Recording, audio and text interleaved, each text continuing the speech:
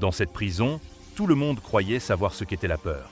Jusqu'à ce qu'un vieil homme leur montre le silence.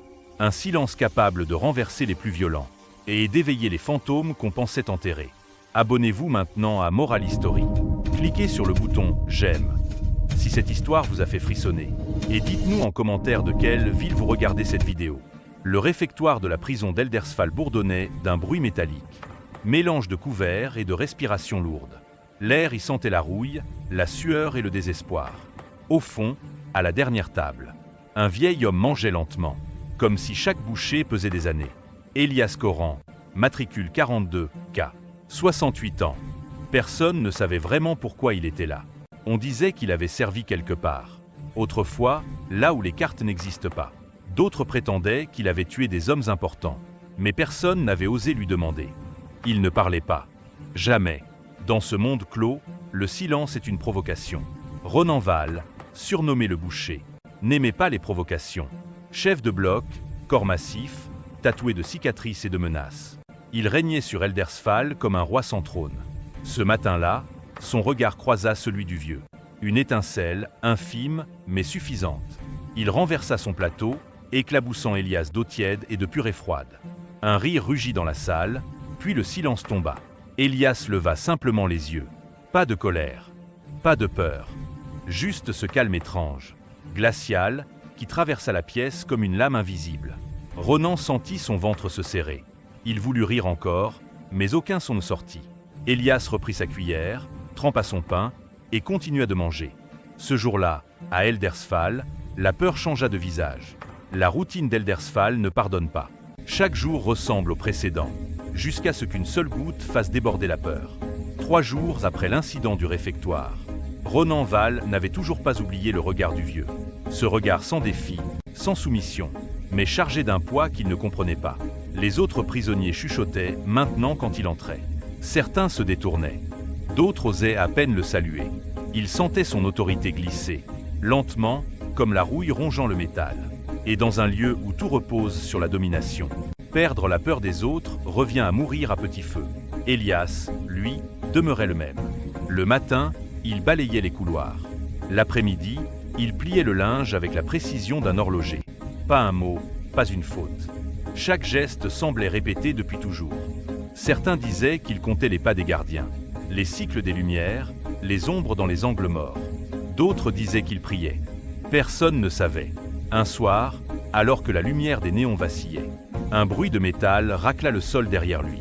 Ronan, seul, une lame improvisée à la main. Il voulait effacer le souvenir de ce regard, laver son humiliation.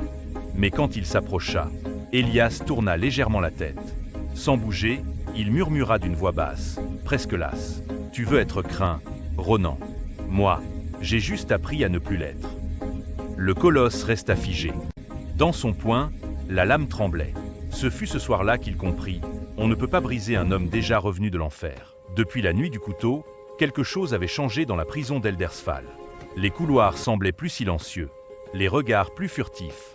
Même les gardiens, d'ordinaire bruyants, parlaient à voix basse, comme si le vieux Elias avait contaminé l'air lui-même. Ronan Val, lui, n'était plus le même. Il s'efforçait de garder son ton autoritaire. Mais chaque fois que son regard croisait celui d'un détenu, il percevait cette nouvelle ombre. La peur n'était plus unilatérale. Elias, de son côté, continuait sa vie comme une mécanique parfaite. Il travaillait à la blanchisserie, observait sans en avoir l'air, mémorisait les horaires des rondes, les trajets de repas, la fréquence des alarmes.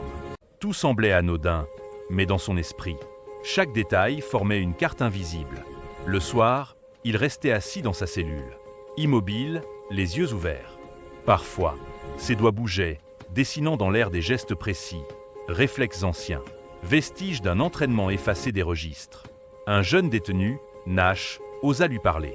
Dit « Vieux, tu dors jamais ». Elias tourna lentement la tête. Le sommeil appartient à ceux qui croient qu'ils sont en sécurité. Cette phrase se répandit comme une traînée de poudre. Dans une prison où chaque homme est une bête blessée, Elias Coran était devenu autre chose, un rappel. Le souvenir qu'un prédateur véritable n'a jamais besoin de rugir pour être entendu. Et quelque part, dans les couloirs, Ronan Val rêvait encore du regard du vieux. Le même rêve. Toujours ce silence avant la tempête. Il s'appelait Isaac Loren, mais tout le monde à Eldersfall l'appelait Whisper. Un homme maigre, nerveux, toujours dans l'ombre. 20 ans derrière ses murs lui avait appris à survivre sans exister. C'est lui qui, le premier, osa s'asseoir à la table du vieux Elias. Pas un mot, pas un regard au début. Juste deux hommes qui partagent le silence comme un langage oublié. Puis, au troisième jour, Whisper murmura, presque pour lui-même. Ce regard, je l'ai vu une fois, chez un soldat qui ne savait plus s'il devait tirer ou respirer. Elias leva à peine les yeux. Les deux finissent par devenir la même chose. À partir de ce jour, Whisper ne quitta plus vraiment son ombre. Il observait, posait des questions sans importance, notait des détails. Ce qu'il découvrit, il n'en parla jamais aux autres.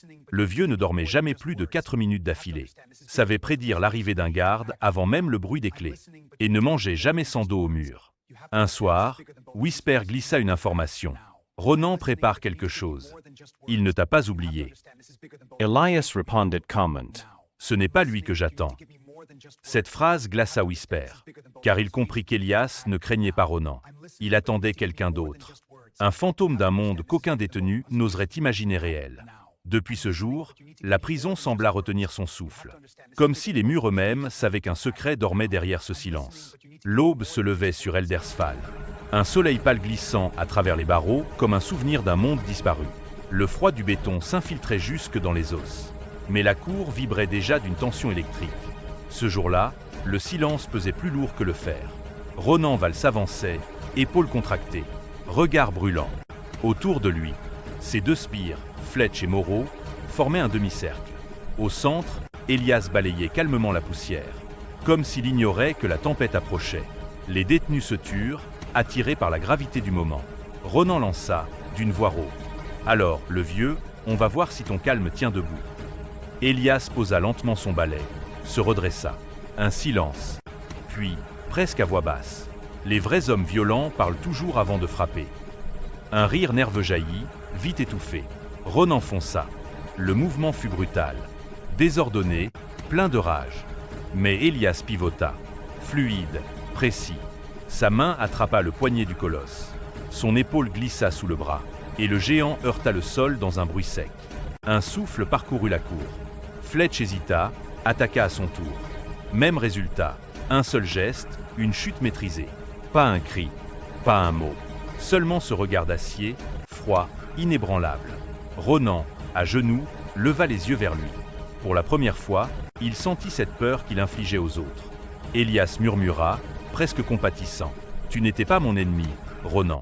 Tu n'étais qu'un test. » Ce jour-là, Eldersfall comprit une vérité nouvelle. Le pouvoir n'appartient pas à celui qui hurle, mais à celui qui n'a plus besoin de le faire. Depuis le premier coup, la prison ne respirait plus de la même façon. Les insultes avaient disparu, les rires forcés aussi. Un silence étrange planait dans les couloirs, non pas celui de la routine, mais celui qu'impose la présence d'un prédateur. Elias Coran ne commandait pas. Il existait simplement, et cette existence suffisait à changer l'ordre des choses. Les gardiens, eux, observaient. Le directeur Harold Strain, assis dans son bureau encombré de dossiers, revoyait encore la scène captée par les caméras de la cour. 2 gestes, pas un coup de trop. Le vieil homme avait agi avec la précision d'un chirurgien, sans colère, sans cruauté. Strain murmura pour lui-même. Ce n'était pas un combat, c'était une démonstration. Il fouilla dans les archives internes. Le dossier de Coran était un labyrinthe de pages effacées, de paragraphes caviardés. Une mention revenait pourtant, froide et laconique. Programme Alpha, effacé des registres. Pendant ce temps, dans les blocs, les rôles s'inversaient. Ronan Val restait cloîtré, le regard vide. Ses propres hommes l'évitaient. Les détenus, eux, regardaient désormais Elias avec un mélange de respect et de superstition. Certains l'appelaient le moine, d'autres le mort debout. Elias ne disait rien, mais ceux qui le croisaient juraient sentir quelque chose changer dans l'air, comme si la peur elle-même avait trouvé un nouveau maître. Et cette fois, elle ne criait pas. Elle chuchotait. 3 jours après l'affrontement, un convoi noir pénétra les grilles d'Eldersfall sans prévenir. 3 hommes en costume, lunettes sombres. Démarche militaire. Pas de badge, pas d'identité. Le directeur Strain les attendait dans son bureau, la mâchoire crispée. L'un d'eux posa une mallette sur la table et dit simplement « Nous sommes ici pour le détenu Elias Coran. » Stren fronça les sourcils. Ce prisonnier est sous ma responsabilité. Quel motif? Le plus grand répondit d'une voix dénuée d'émotion. Il ne vous appartient pas. Le dossier qu'ils ouvrirent contenait à peine 2 pages. Un mot revint plusieurs fois, imprimé en lettres noires. Classifié. Réactivation possible. Le directeur sentit le froid dans sa nuque. Réactivation de quoi? Aucune réponse. Seulement un regard qui disait « Vous savez déjà ». Pendant ce temps, Elias observait le ciel depuis la cour, les mains jointes derrière le dos. Les ombres des miradors s'étiraient autour de lui. Whisper l'approcha, nerveux. Ces types en costume, ils ne viennent pas pour toi, si. Elias esquissa un demi-sourire. Ils viennent pour ce qu'il reste de moi. Ce soir-là, les lumières du bloc s'évacillèrent, puis s'éteignirent une à une. Certains jurèrent avoir vu 3 silhouettes traverser la cour, glissant comme des ombres dans le vent. Les gardiens dirent que c'était une coupure de courant. Mais ceux qui connaissaient le vieux Elias savaient mieux. Les fantômes de l'État étaient revenus chercher leur création. Le ciel d'Eldersfall s'était couvert d'un gris métallique. L'air sentait la pluie et la colère. Dans la cour, les détenus s'étaient rassemblés en silence, formant un cercle instinctif. Au centre, 2 hommes. Ronan Val, le géant tatoué, les yeux gonflés de rage et de peur. Et face à lui, Elias Coran, calme. Debout, les mains jointes comme s'il priait. La rumeur avait couru toute la nuit. Ronan voulait laver l'humiliation, reprendre le pouvoir. Même les gardiens ne tentaient plus d'intervenir. Ils savaient que cette scène irait au-delà de la discipline. C'était une exécution symbolique. Ronan cracha au sol. « Tu crois me faire peur, le vieux ?» Elias ne répondit pas. Son regard seul suffit à faire vaciller la certitude du colosse. Ronan hurla et chargea. Tout alla trop vite pour que quiconque réagisse. Elias pivota, esquiva, son corps fluide comme s'il dansait. Un bras, une jambe, une respiration. Un geste, précis, calculé. Ronan heurta le mur avec un grondement sourd, haletant, sonné. Le vieux ne bougea pas. « Tu ne comprends pas, Ronan » murmura Elias. « Je ne combats pas pour gagner. Je combats pour ne plus avoir à le faire. » Un silence glacial tomba. Les agents fédéraux, postés dans les miradors, échangèrent un signe. Un tir claqua. Une balle de caoutchouc frappa Elias à l'épaule. La foule recula. 2 silhouettes noires pénétrèrent dans la cour. Fin de partie. Coran. Tu rentres à la maison. Elias les suivit sans résister. Et tandis qu'on l'emmenait, les prisonniers comprirent que le plus dangereux des hommes venait d'être repris. Non parce qu'il avait perdu, mais parce qu'il avait gagné trop silencieusement. Le convoi noir traversa les grilles d'Eldersfall dans un hurlement de métal. Sous la pluie battante, Elias Coran restait assis entre 2 agents fédéraux. Menotté mais droit, le regard fixe. Pas un mot, pas un geste. À travers la vitre du fourgon, il observait la prison s'éloigner, lentement avalée par la brume. Un empire de peur qu'il venait de désarmer sans armes. Dans la salle de contrôle, le directeur Harold Stren regardait la scène sur les moniteurs. Son poing tremblait. Les ordres étaient venus d'en haut. Aucun papier, aucune signature. Seulement un mot, transfert prioritaire. Sujet réactivé. Stren murmura. Ce n'était pas un détenu, c'était une erreur d'État. Les couloirs d'Eldersfall demeuraient figés. Les prisonniers, silencieux, fixaient le vide. Ronan Val, allongé sur sa couche, le bras bandé, regardait la lumière filtrée à travers les barreaux. « Il m'a regardé comme un homme regarde sa propre mort », murmura-t-il. Pendant ce temps, le fourgon roulait vers une base oubliée, entre les montagnes. L'un des agents, sans détourner les yeux de la route, dit « On aurait dû le laisser pourrir là-dedans ». Elias répondit calmement « C'est ce que vous avez essayé. Le problème, c'est que les fantômes ne pourrissent pas. » Le silence revint. Et dans ce silence, Elias Coran disparaissait à nouveau. Non pas comme un criminel, mais comme un souvenir que le pouvoir tente d'effacer. Encore une fois, point des semaines s'était écoulé depuis la disparition d'Elias Coran. Eldersfall était méconnaissable. Les cris, les bagarres, les menaces avaient disparu. Les détenus parlaient bas, les gardiens marchaient plus lentement, comme si la présence du vieux flottait encore entre les murs. Même Ronan Val ne frappait plus. Il mangeait seul, en silence, les yeux perdus dans le vide. Il n'est jamais vraiment parti, murmura-t-il un jour à Whisper. Il nous a simplement appris à nous taire. Dans son bureau, Harold Stren reçut une enveloppe sans sceau. À l'intérieur, une feuille. 2 lignes. Les murs n'enferment pas la peur. Il la reflète. EK. Stren resta immobile, le papier tremblant entre ses doigts. Dehors, la pluie battait le toit de la prison comme un métronome. Il comprit alors que la paix d'Eldersfall n'était pas la fin d'un règne, mais le début d'une mémoire. Des mois plus tard, sur une route déserte bordée de pins, un homme marchait. Vieux manteau, bottes usées, regard vers l'horizon. Personne ne sut jamais d'où il venait, ni où il allait. Certains disaient qu'il parlait peu, d'autres qu'il se taisait trop bien. Un chauffeur routier jura l'avoir croisé et entendu ces mots. Le silence n'est pas la paix, c'est ce qui vient avant. Puis, comme toujours, il disparut dans la poussière. Ne restait derrière lui que cette certitude.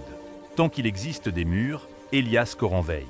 Et quelque part, dans la mémoire d'Eldersfall, le silence continua de commander.